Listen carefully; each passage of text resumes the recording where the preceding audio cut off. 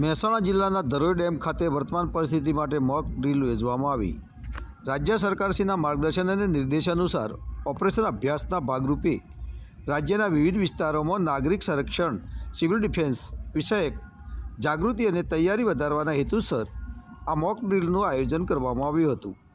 મહેસાણા જિલ્લાના collector Shri S કે પ્રજાપતિના માર્ગદર્શન હેઠળ મહેસાણા જિલ્લાના ધરોઈ ડેમ ખાતે સિવિલ ડિફેન્સની મોક ડ્રીલ યોજવામાં આવી હતી। ખેરાલુ પ્રાંત અધિકારી ડૉક્ટર અમિતભાઈ ચૌધરી દ્વારા આપત્તિના સમયે શું તકેદારી રાખવી તે અંગે હાજર લોકોને માર્ગદર્શન આપ્યું હતું। આ ડ્રીલમાં તાત્કાલિક પ્રતિસાદ આપતા વિભાગો જેમ કે પોલીસ, આરોગ્ય, ફાયર બ્રિગેડ, 108 એમ્બ્યુલન્સ, સ્થાનિક તંત્ર, ઉત્તર ગુજરાત વીજ કંપની અને સ્વૈચ્છિક સંસ્થાઓએ સહભાગી બનીને આપત્તિ સમયે શક્ય તેટલી ઝડપી અને અસરકારક કામગીરી કેવી રીતે થાય તે અંગેનું પ્રદર્શન કર્યું હતું।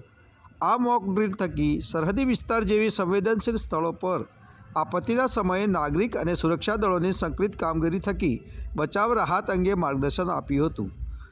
મોક ડ્રીલ સમયે જિલ્લા પંચાયત સિંચાઈ સમિતિના ચેરમેન ઇન્દુબેન ચૌધરી, ખેરાલુ પ્રાંત અધિકારી શ્રી અમિતભાઈ ચૌધરી, તાલુકા વિકાસ અધિકારી દ્રષ્ટિબેન ચૌધરી, તાલુકા ભારતીય જનતા પાર્ટીના પ્રમુખ વિરેન્દ્રસિંહ ચૌહાણ, ઉપપ્રમુખ કનુભાઈ બારોટ, નિવૃત્ત ડીવાયએસપી એમડી ચૌધરી અને બહોળી સંખ્યામાં પ્રવાસીઓ, ગ્રામજનો, સ્થાનિકો ઉપસ્થિત રહ્યા હતા।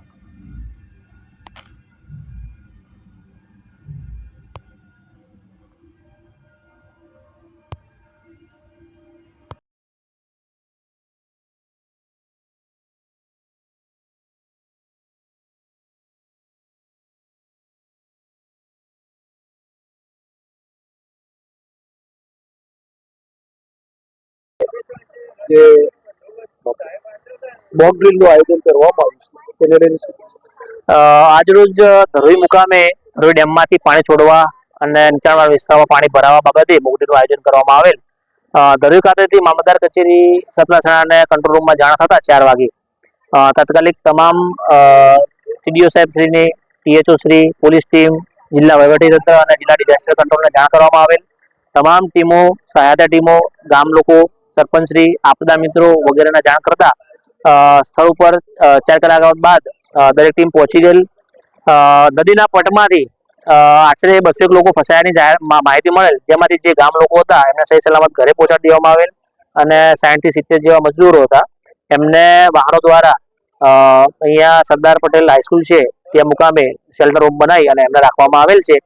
હેલ્થની ટીમ દ્વારા ચકાસણી કરવામાં આવે છે, નાસ્તાની અને જમવાની વ્યવસ્થા કરવામાં આવેલ છે અને સંપૂર્ણ મોક ડ્રીલમાં આશરે તમામ સરકારી કચેરીઓમાં થઈને 70 થી 80 સ્ટાફ હાજર રહેલ છે।